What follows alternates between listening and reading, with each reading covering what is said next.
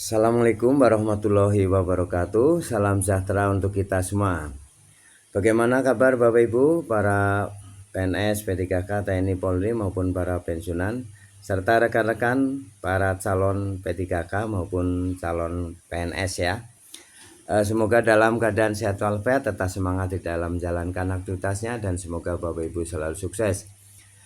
Salam jumpa kembali dengan saya dari channel Pretno Berbagi yang akan membagikan informasi seputaran dengan penundaan atau penyesuaian ya jadwal pengangkatan P3K dan CPNS ya, yang saat ini ya Bapak Ibu sudah bisa mengetahuinya ya, bahwasanya yang awalnya memang di Maret ini ya, April ini ya diangkat ya menerima SK, namun ditunda untuk PNS itu per Oktober ya CPNS. Kemudian untuk P3K ini hingga 1 Maret ya 2026 ya. Nah, tentu saja ini berlatar belakang ya, seperti apa kenapa diputuskan ya. Di video sebelumnya Bapak Ibu sudah bisa menyimak ya alasan-alasan dari Kemenpan RB ya, dan BKN mengapa memberikan penundaan ya ataupun penyesuaian jadwal. Nah, ini tentu sudah Bapak Ibu ketahui ya alasannya. Nah, untuk itu pada video kali ini ya Bapak Ibu, silakan simak bersama. Ini hasil kesimpulan raker ya, dan RDP ya Komisi 2 DPR RI dengan Menpan RB dan Kepala BKN ya tanggal 5 Maret yang lalu itu. Ini keputusannya. Jadi DPR pun telah memberikan persetujuan ya mengenai penyesuaian ini ya. Nah, mari kita simak ya informasi selengkapnya. Silakan Bapak Ibu untuk memberikan subscribe, like, isi komentarnya. Mari kita simak bersama selengkapnya. Dalam rapat itu ada kesimpulannya tanggal 5 Maret kemarin bahwa seleksi CPNS dan P3K memprioritaskan fresh graduate dalam rangka meningkatkan kualitas birokrasi menuju Indonesia Emas. Ini kesimpulan yang pertama. Kemudian yang kedua, seleksi CPNS yang akan datang dilakukan sesuai mekanisme peraturan perundang-undangan. Jadi tahapannya, tesnya, passing grade-nya itu sesuai dengan tes yang memang mengikuti ketentuan peraturan perundang-undangan. Kemudian pengangkatan CPNS 2024 paling lambat bulan Oktober 2025 dan pengangkatan P3K 2024 pada bulan Maret 2026. Ya, ini di 2026 ada salah ketik. Kalau kita baca di dalam keputusan rapatnya, kesimpulan rapat. Kemudian yang nomor 4, tidak ada lagi pengangkatan tenaga non ASN di instansi pusat dan daerah. Jadi ini adalah afirmasi yang terakhir, ya, afirmasi yang terakhir. Ini tolong tukang ketiknya diperbaiki dulu, di slide langsung diperbaiki bulan Maret 2026, ya.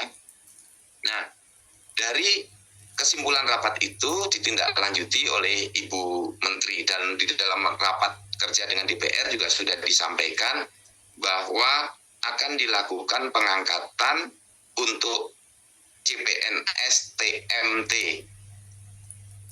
di 1 Oktober 2025 dan P3K TMT 1 Maret 2026. Itu sudah disampaikan Ibu Menteri di depan rapat kerja.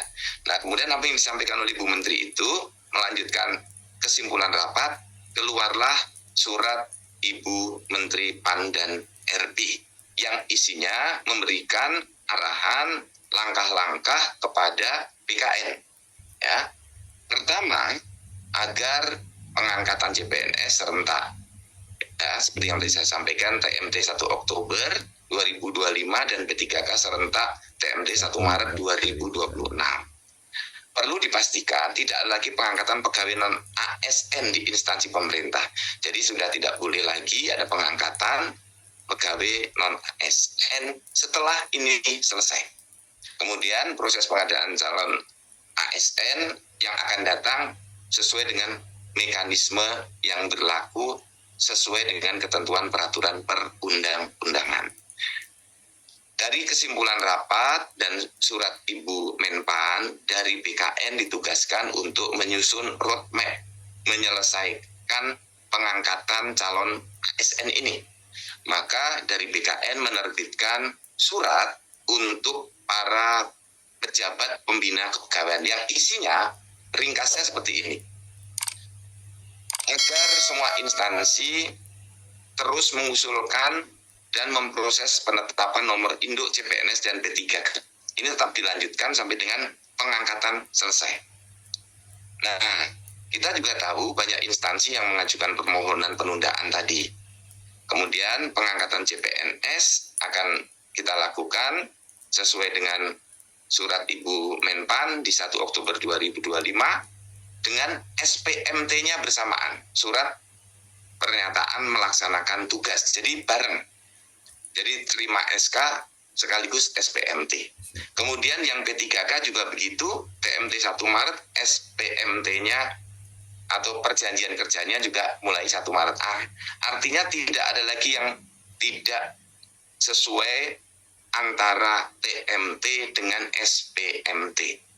Dan kita memastikan bahwa semua yang sedang berproses ini tetap dilanjutkan untuk diangkat menjadi CPNS dan P3K.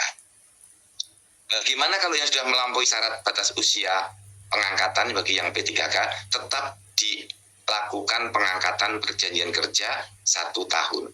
Ini. Jadi kalau yang sudah mau pensiun tetap diangkat walaupun sudah melewati masa pensiunnya.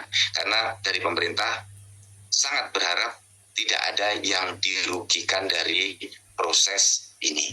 Kemudian yang keenam, semua usulan ya dan penetapan nomor induk CPNS dan P3K tidak boleh ada yang dihentikan. Semuanya berjalan terus.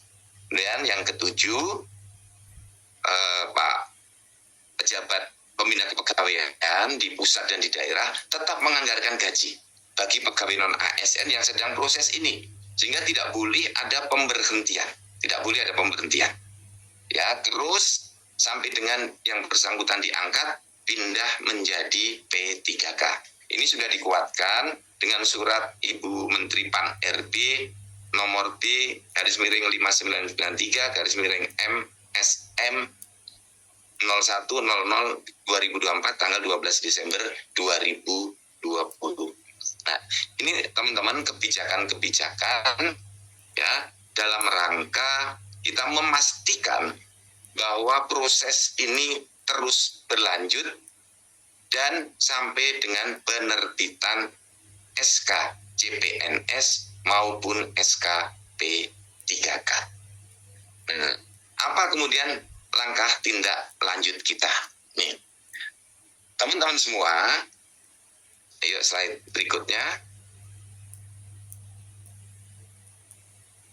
Pertama, Bapak dan Ibu, para kepala instansi atau melalui BKD, BKP SDM, dan Biro SDM, kita harapkan, kami minta segera memberikan penjelasan, memanggil boleh secara langsung kalau yang jumlahnya sedikit, atau lewat Zoom dengan cara rapat daring seperti ini, para calon ASN-nya, P3K dan CPNS-nya, untuk diberikan pemahaman ya tentang bagaimana pemerintah sedang melakukan pengangkatan serentak.